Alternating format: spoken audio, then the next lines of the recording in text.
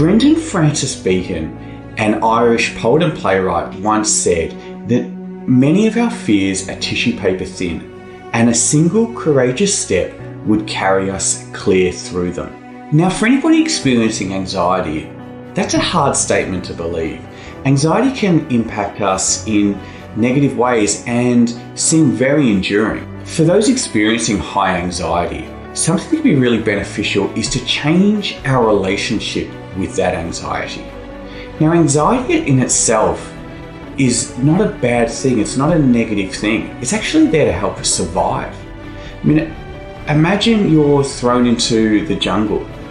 Having high anxiety will probably lead you to surviving longer than others that don't. When you hear a noise, you're going to want to investigate it. You're going to be suspicious of that. Whereas somebody else may think, no big deal, and then, a bear comes out. So we want to change our relationship with that anxiety.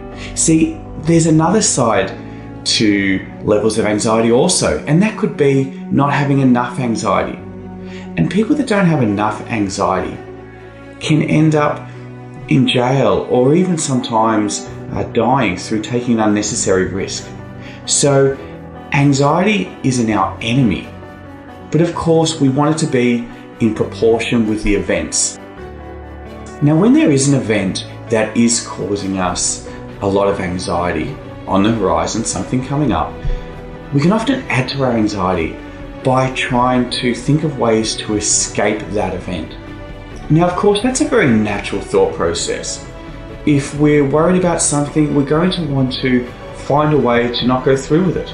The problem is when we're trying to find ways to escape an event, that actually adds more anxiety.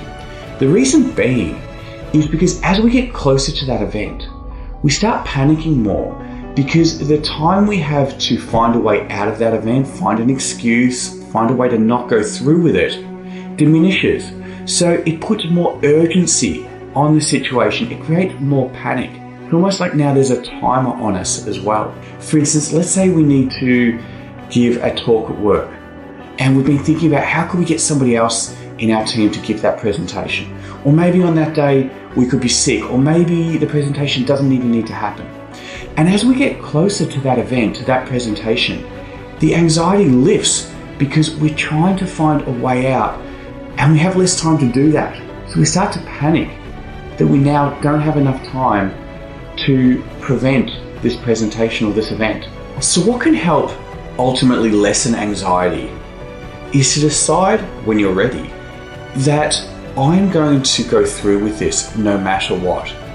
By deciding to take that committed action, you are now no longer looking for an escape. You no longer have the panic of how do I get out of this? Where's the exit here as that event approaches? Another important thing to remember is that when we don't go through with something, the anxiety for that particular item or that event actually increases the next time.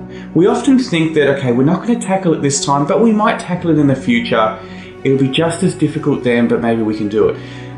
But what we don't realize is that it actually is more anxiety provoking the next time if we don't go through with it this time. So it will actually get more difficult as time goes on. And therefore, we need to tap into that motivation to help us go through with it this time and take committed action.